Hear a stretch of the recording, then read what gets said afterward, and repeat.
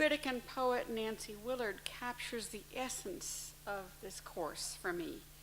She writes, "Rereading a fairy tale is like revisiting a house you once knew as a child, only to discover there are rooms you never explored and floors you did not even know existed." Now, in part, we can blame Mr. Disney. If I were to ask you, for example, to name a favorite fairy tale from childhood, chances are your first such memory will be one of the Disney movies. But you'll find on our journey into the forest and towers of the make-believe, once-upon-a-time world, that these tales are really much richer, more complex, more relevant, with greater psychological depth than you could ever have imagined. Now, not to dismiss Disney's movies completely. I, for one, fell in love with my very first movie at the age of 4, Cinderella, of course. What child is not enchanted by Bibbidi Bobbidi Boo and all those adorable mice?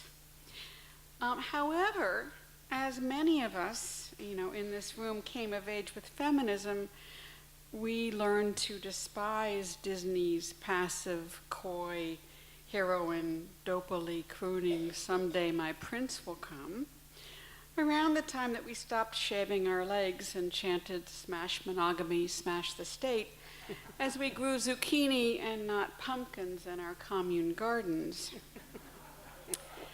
And yet, something significant still shimmered in my psyche as I re-encountered this tale decades later and researched the older, more genuine Aschenputtel, little ash fool or cinder girl, a girl mourning the loss of her dead mother, which is at the heart of the tale's meaning.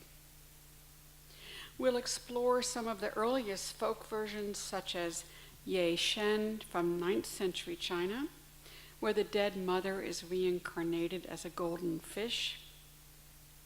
A Scottish version, Rashin Koti, or Coat of Rushes, Coat of Weeds, where the mother becomes a magic calf.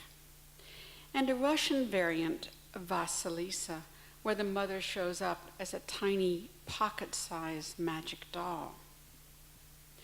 Now, in the Grimm's 19th century literary retelling, the Cinder Girl plants a twig by her mother's grave, waters it with her tears of grief, and from the branches of the tree that grows there, the mother's spirit appears as a white bird. And yeah, the Grimms added a little they couldn't resist adding a Christian element here.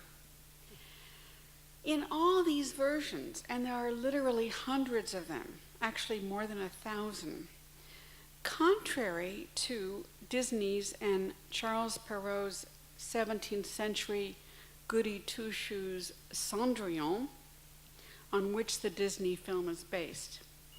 In all the older versions, the original Cinder Girl is tough and resilient, capable of performing impossible tasks through initiative, spunk, hard work, and the surprising inner resources that are the real gifts of the true mother, her dead mother.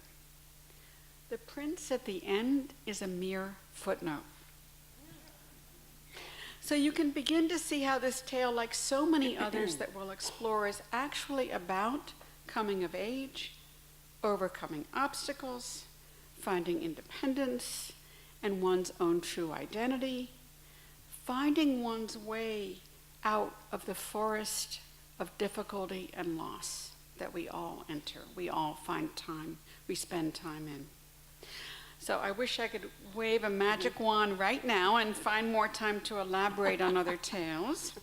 But do look at my syllabus on the website, and I hope you join us next month. Right. Thank you. Thank you, Mary.